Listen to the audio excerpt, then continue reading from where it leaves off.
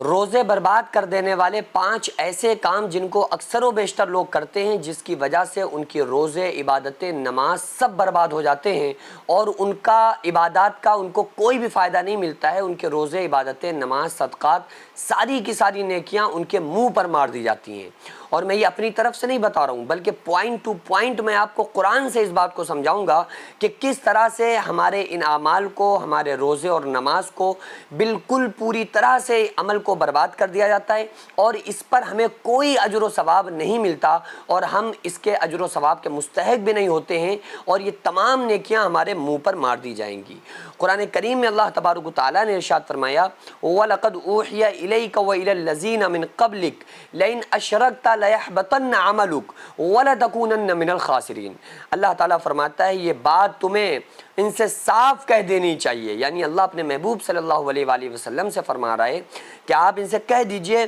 کہ تمہاری طرف اور تم سے پہلے گزرے ہوئے تمام انبیاء کی طرف، حضور صلی اللہ علیہ وآلہ وسلم کی طرف وحی بھیجی گئی، اور جو اور نبی آئے ان کی طرف یہ وحی کی گئی، وحی بھیجی گئی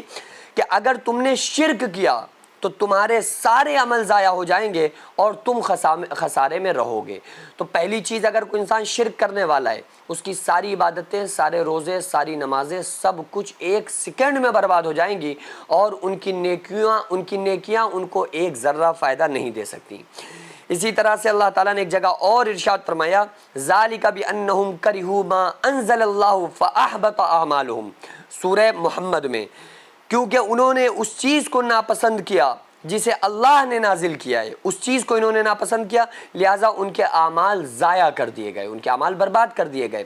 تو عمل کرنا بڑی بات نہیں ہوتی ہے، عمل کو ساتھ لے جانا، اپنے ساتھ آخرت تک لے جانا، یہ بڑا کام ہوتا ہے۔ اب میں یہ بھی آپ کو بتا دیتا ہوں کہ وہ 5 کون سے ایسے طریقے ہیں جن کی وجہ سے انسان اپنے ثواب سے محروم ہو جاتا ہے اور اس کے عمل برباد کر دیے جاتے ہیں۔ نمبر 1،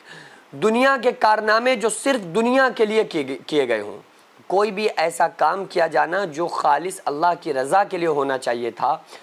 کسی اور مقصد کے لیے کیا جا رہا ہے، تو پھر اس انسان کے اس عمل کا کوئی بھی ثواب اس بندے کو، کام کرنے والے کو نہیں ملے گا۔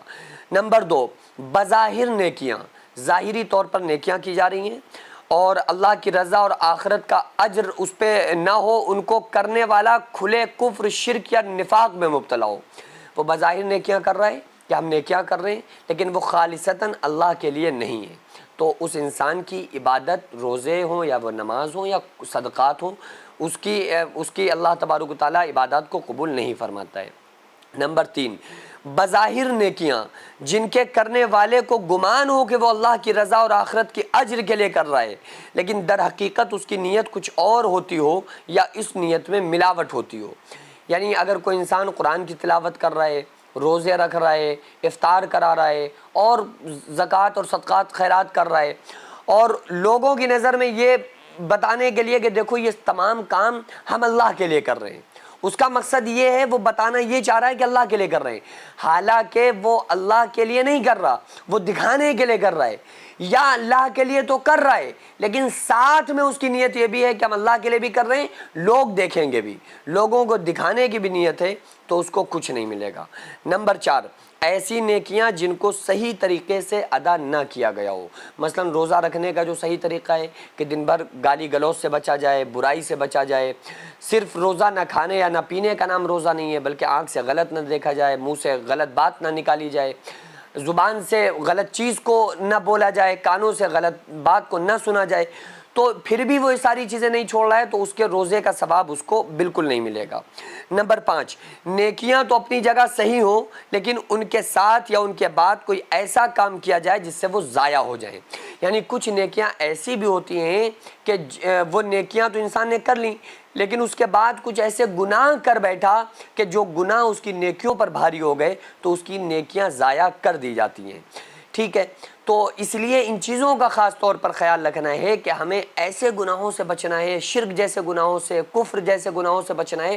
تاکہ کہیں ایسا نہ ہو کہ ہماری یہ تمام عبادتیں، ریاضتیں، نیک کام، روزے، نماز، صدقات، خیرات، یہ تمام نیکیاں ایک طرف اور ہمارے یہ گناہ ایک طرف، جس کی وجہ سے ہماری ساری نیکیاں ختم ہو جائیں اور ہمیں پتہ بھی نہ چلے۔ اس لیے اللہ کے واسطے توبہ کرو، اللہ کی بارگاہ میں معافی مانگو، اور ہم نیک کام کرنے والے بنیں اور نیک کام کو فروغ دینے والے بنیں۔ جو مدرسہ آپ دیکھ رہے ہیں یہ لیڈیز مدرسہ ہے، جس کی زمین کو میں نے اپنا کھیت بیچ کر جس کو خریدا، اور 1 منزل تک بنانے کا فی الحال ارادہ ہے، انشاءاللہ بنا لوں گا، لیکن اس کے بعد اس میں کروڑوں روپے کا خرچ ہے۔ آپ لوگوں سے گزارش ہے زیادہ سے زیادہ اس میں تعاون کریں، اللہ تبارک و تعالیٰ اس کا اجر آپ کو 70 گنا آخرت میں، 10 گنا دنیا میں، اور مرنے کے بعد قیامت تک اللہ تعالیٰ اس کا ثواب آپ کو عطا فرمائے گا۔